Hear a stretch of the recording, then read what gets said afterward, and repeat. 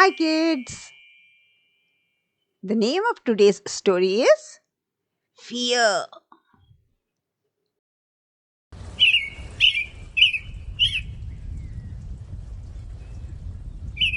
There was a lion who feared nothing except the crowing of cocks.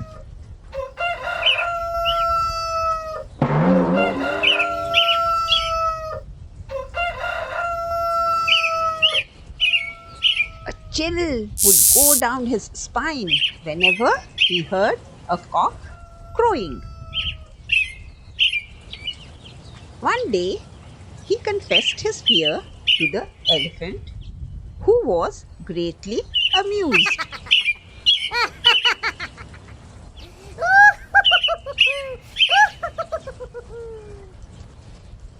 How can the crowing of a cock hurt you? He asked the lion. Think about it. Just then, a mosquito began circling the elephant's head, frightening him out of his wits. If it gets into my ear, I'm doomed, he shrieked, waving at the insect with his trunk. Now it was the lion's turn to feel amused.